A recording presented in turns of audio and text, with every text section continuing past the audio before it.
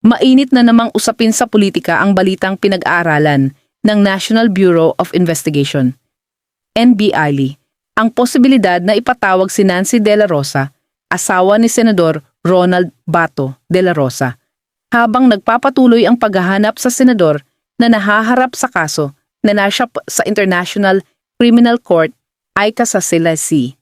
Ayon sa mga ulat, nais ng NB sa Sasigan na alamin kung mayroon siyang impormasyon tungkol sa kinaroroonan ng kanyang asawa.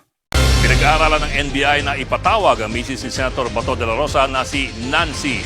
Sa gitna po yan ng pagtugi sa senador dahil sa arrest warrant mula sa ICC. At live mula sa Pasay City, una sa balita, Gio Robles. Gio, bakit man planong ipasapina ng NBI ang misis ni Senator Bato?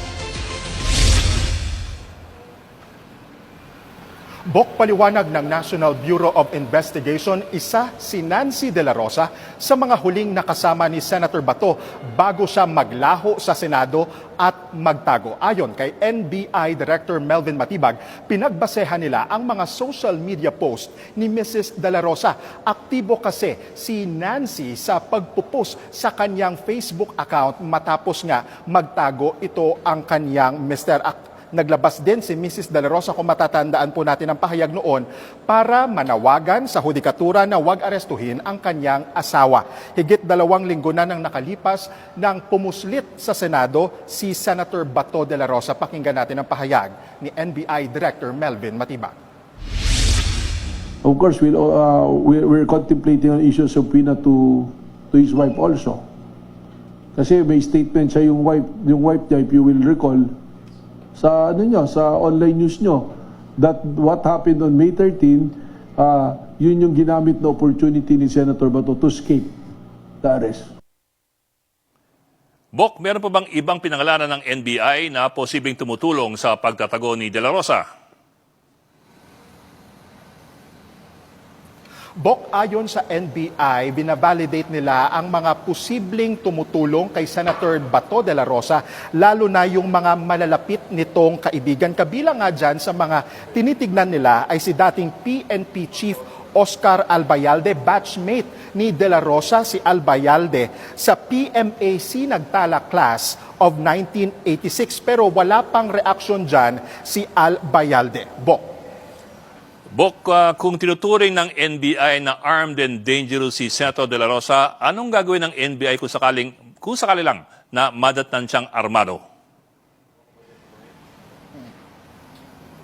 Bok, natanungan natin yan kanina si Director Matibag kaugnay dyan. At isa nga sa mga tinitignan ng NBI o nakikita nila ay gamitin ni De La Rosa ang mga baril niya para maiwasan ang pag-aresto or to evade arrest. Aminado si Matibag na mapipilitan silang gumamit ng puwersa sakaling manlaban ang senador. Nauna nang sinuspende ng PNP ang mga lisensya at registration ng mga baril ni De La Rosa. Narito ang pahayag kanina ni Matibag. You enforce the warrant of arrest that you can use the necessary force needed. So depende kung ano yung gagawin nila. Kung binabaril na yung mga ahente natin, alam namang hindi pa rin makipagbarilan, hindi ba? Depende. It's the necessary force.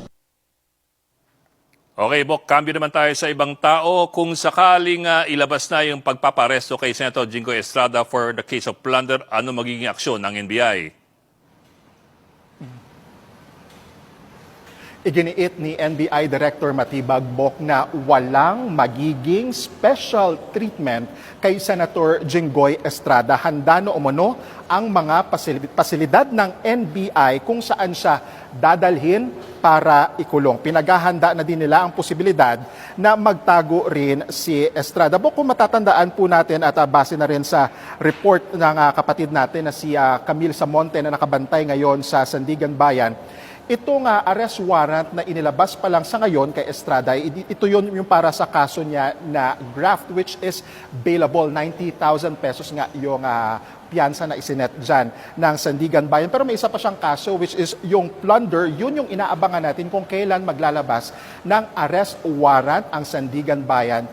Kaugnay dyan kay Estrada, ang plunder ay non-bailable. Bok, balik sa'yo. Sa gitna ng mga magkakaibang pananaw, isang tanong ang nangingibabaw.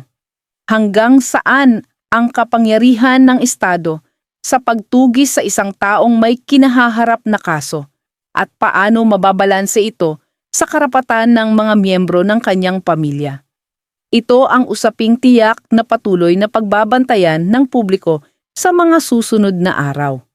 Anuman ang maging hakbang ng NB Champion, mahalagang manaig ang due process, transparency at pagrespeto sa batas.